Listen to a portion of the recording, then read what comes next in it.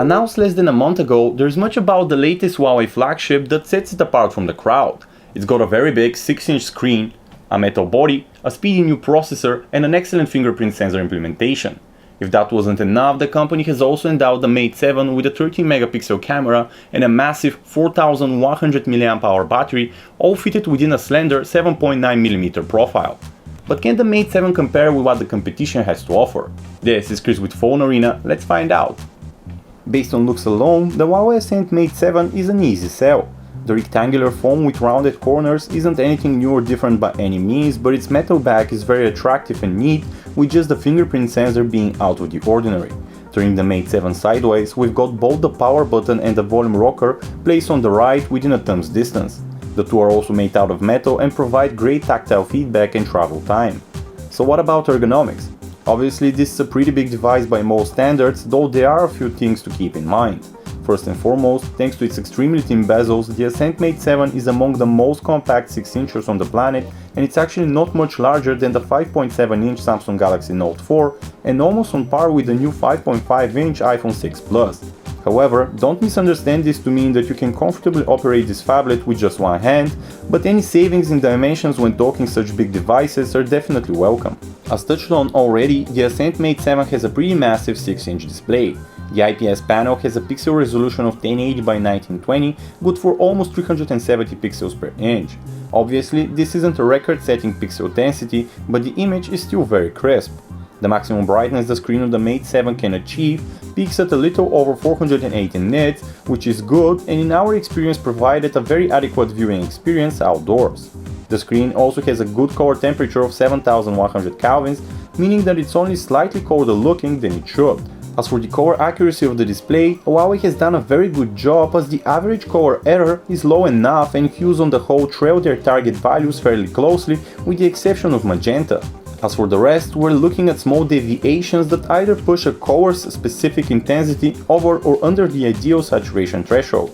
Last but not least, Gamma, a 225, is excellent. Huawei's latest update to its Android 4.4 KitKat-based Emotion UI sure is a looker. Perhaps the first thing you're bound to notice is that the company has already made the transition to the new Android L software navigation buttons. A triangle for back, a circle for home, and a square for multitasking. The new Emotion UI is also somewhat similar when looking at the settings menu, which is airy and uncluttered. Highlights of the software include a theme manager with a wealth of available choices, along with a very detailed and functional power saving tool that will break down power usage based on hardware and software, track apps that are acting up and drawing too much power, and also even report back the amount of drawn power per entry down to the milliamp hour level.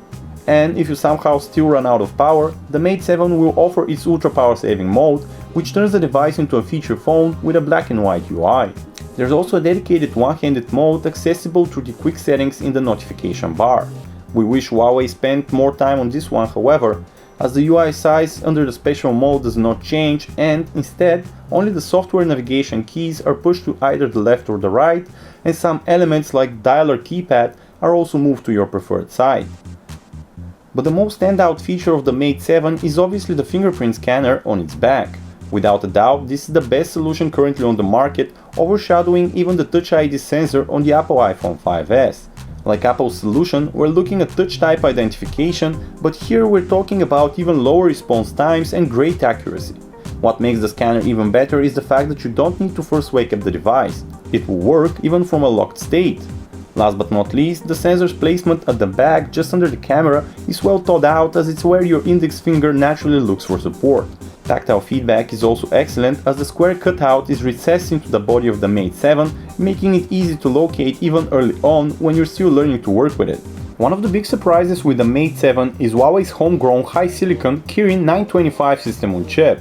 This is an octa-core processor with two clusters of 4 cores, one with efficient 1.3 GHz Cortex-A7 cores and another with powerful 8.8 GHz Cortex-A15 ones. The chip works in a big little configuration, meaning that trivial tasks are taken care of by the power-efficient cluster of Cortex-A7 cores without powering on the rest. If maximum performance is needed, however, all 8 of them can be powered on simultaneously. On the graphics side of things, we're looking at a quad-core Mali T628 GPU clocked at 600 MHz. The Ascent Mate7 is quite a connected device, boasting support for Category 6 LTE on FDD bands 1, 2, 3, 4, 5, 7, 8, 20 and 25, which is quite a lot, along with Bluetooth 4.0, NFC, USB 2.0 and assisted GPS. As for web browsing, Huawei has equipped the Mate7 with its own browser, which is actually a pretty decent performer and quite a looker too. It has extras like full screen mode and incognito tabs, and load times are better than average. Onboard the Ascent Mate7's rear is a resident 13MP Sony IMX214 sensor with wide-angled f2.0 lens. Huawei has gone for a very minimalistic approach with the camera UI, which, by the way, looks a lot alike to what you get with an iPhone on iOS 7. In any case, we're loving the ergonomics of the spaced-out UI, but we do miss the option to manually set variables such as ISO, white balance and the like. Nevertheless, the software is not without its extras and has support for HDR photos, panoramas and beauty shots. There's also a special Ultra Snapshot feature, which is not obvious at first, but it basically allows you to double tap the volume key while the phone is locked and take a snap real fast. Moving on to quality of snaps, we've gotta say that on the whole, we're looking at a capable shooter. On the plus side, stills can be properly exposed and realistic in terms of color reproduction. Unfortunately, we can't say that the results were always predictable. For example, outdoor snaps are sometimes underexposed and are visibly cold. Interestingly enough, when shooting indoors, the situation is reversed. Snaps are warmer and that skews color reproduction slightly. As for stills taken in darkness, we're happy to see that colors remain vibrant, if slightly overstated, even when the LED flash goes off. Sadly, the power of the flash leaves something to be desired, and objects towards the sides of photos tend to not get sufficiently illuminated. Turning the Mate7 around, we're faced with a 5MP selfie snapper good for 1080p video capture for the occasional video chat. The unit delivers very agreeable stills and is on par with other heavyweights like the HTC One M8, but trails the amazing 8MP shooter at the front of the Huawei Ascent P7. As a camcorder, the Mate7 is alright, but we've definitely seen better at the flagship level. Perhaps the biggest irk is exposure. While it is continuously adjusted during recording, clips are consistently underexposed. So, in addition to making scenes look darker than in reality, this also serves to obscure finer details. On the plus side, clips are fluid and the frame rate does not drop even in darkness. As for extra shooting modes, there are very few of those. With the exception of 1080p capture at 30 frames per second and 720p HDR video, the Mate7 fails to match what the competition offers, like 4K UHD video, extra fluid 1080p clips at 60fps and even slow-mos. Thankfully, Huawei hasn't dropped the ball in terms of the Mate7's multimedia capabilities, so expect quality 1080p playback of clips with various encodings. In terms of audio reproduction, you won't find the Mate7 speaker placed on the back lacking in loudness, but we can't say clarity is excellent. Unfortunately, the placement of the speaker is problematic and laying the device down will muffle the sound coming out of it. As for the software, we're looking at a skinned but stock Android video player, though the company has made some changes with the Music One. For example, it is much fancier than the stock music player and the visuals are quite attractive. But when it comes to functionality, the Mate7 doesn't really bring much to the table, with perhaps the exception of lyric support. Unfortunately, we can't say that the Mate7 is Huawei's finest in terms of call quality. The microphone had a better showing and the other side heard us loudly and clearly for the most part. However, the earpiece is a tad too important in the volume department and voice quality is only average, with voices sounding a bit digitized even if tonal information was still there. Overall, in this department, the Huawei Ascent Mate7 is only average. Huawei has endowed the Ascent Mate7 with an enormous 4100 mAh cell. As can be expected, that's more than plenty enough to get you through at least 2 days and even over that, so long as you're conservative with your usage. The above is corroborated by the results from our battery life test, on which the Ascent Mate7 clocked 9 hours and 3 minutes. That's a significant premium over rival phablets like the LG G3, which had 6 hours and 14 minutes, and the Samsung Galaxy Note 3, which scored 6 hours and 8 minutes. In fact, when looking at devices with 1080p resolution screens, Huawei's Mate7 is the current king of the hill. In conclusion, the Huawei Ascent Mate7 probably isn't for everybody.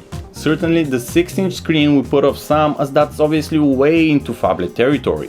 On the bright side, however, the Mate7 is a really compact device relative to its screen size and design-wise leaves very little to desire. It's a well-built, sturdy metal phone that leaves no room for doubt concerning its high-end status. In fact, looking at the full picture, it's hard to pinpoint any one segment in which the Mate7 didn't deliver. That doesn't mean it's perfect though. The camera, for example, could use some work and the UI still has some kinks to straighten out. But in every other way, this is a great pick, especially if you are looking for a phablet. So how much is Huawei expecting for you to part with if you wish to go for the Mate 7? To start off, the number is 499 euros for the 16GB version with 2GB of RAM and 599 euros for the 32GB model with 3GB of RAM. Of course, considering its high price tag, picking the Mate 7 shouldn't be considered a trivial decision, but it has definitely won our support. This honestly is a great piece of tech, so the only question that remains is whether that's enough to make up for the company's weak brand image in the West.